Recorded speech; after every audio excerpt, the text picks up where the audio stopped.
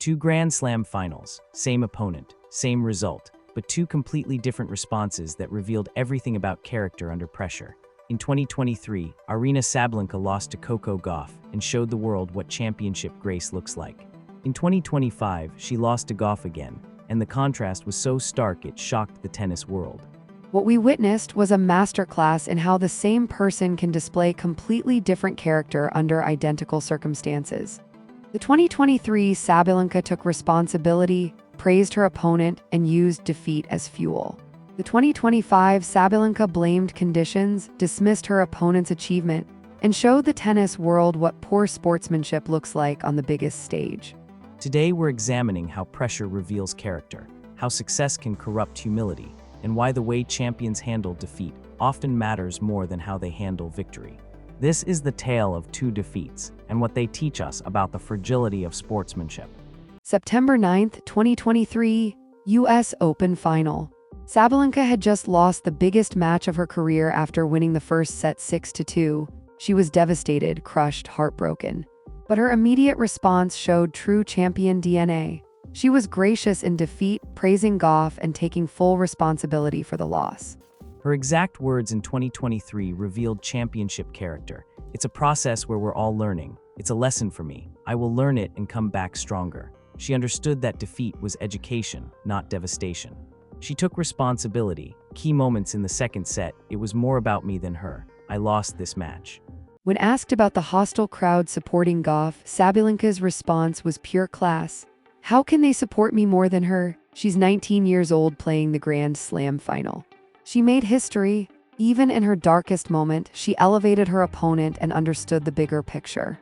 The 2023 Sabalenka praised Gauff's improvement. She improved her movement on court. She's definitely moving better. She called Gauff's defense unbelievable. She was analyzing what made her opponent successful, not making excuses for why she failed. That's the mindset that later helped her win 3 more Grand Slams. Fast forward to June 7, 2025. French Open Final.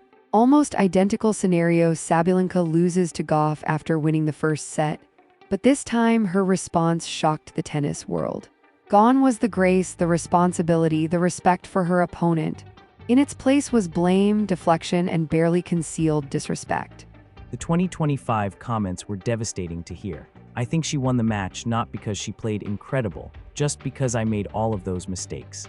This wasn't analysis, it was character assassination of her opponent's achievement.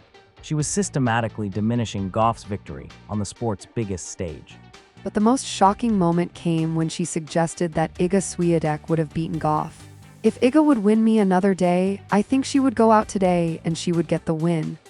She was literally saying that anyone else could have beaten Gauff, anyone except her, apparently.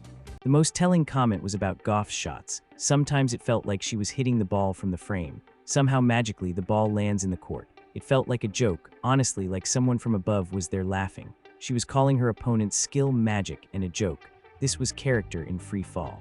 The contrast in responsibility was staggering. In 2023, I was overthinking. I start missing a lot of easy shots. It was more about me than her. In 2025, the conditions were terrible. It was the worst tennis I played. Nothing was working for me. Same result, completely different ownership. What changed wasn't the tennis. Both matches followed similar patterns. What changed was Sabalenka's relationship with accountability. Success had made her believe she was entitled to win, so losing became someone else's fault. The conditions, the opponent's luck, anything except her own performance. The tennis world's reaction was swift and brutal. Social media exploded with criticism.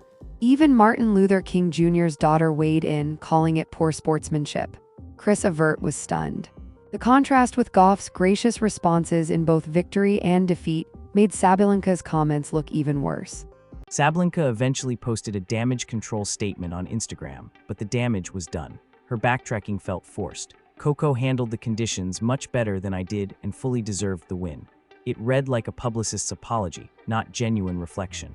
The authentic champion from 2023 seemed to have disappeared. This tale reveals how success can corrupt character if we're not careful. The 2023 Sabalenka was hungry, humble, and learning from every defeat. The 2025 Sabalenka was entitled, defensive, and unable to accept that she had simply been outplayed by a better opponent on that day. What makes this so tragic is that Sabalenka's 2023 response helped her grow into a three-time Grand Slam champion.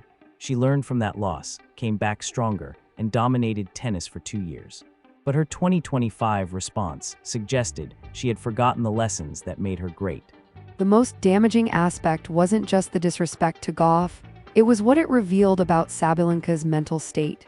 Champions understand that sometimes you lose to better players having better days. Non-champions always find external reasons for why they lost. In 2025, Sabalenka chose to be the latter. For young athletes, this comparison offers a crucial lesson. Character isn't fixed. The same person can display grace or disgrace depending on their mindset. Success can either humble you or entitle you. The choice of how to handle defeat reveals everything about who you really are when the spotlight is brightest. The beautiful irony is that Gauff responded to both victories with identical grace.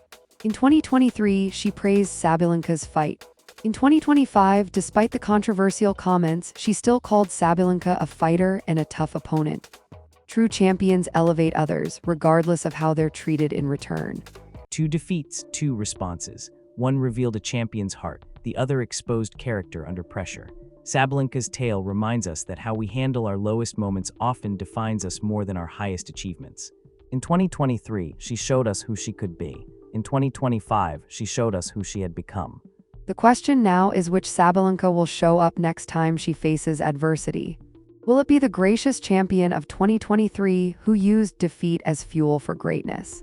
Or the entitled player of 2025 who couldn't accept that sometimes the better player simply wins? Only she can decide.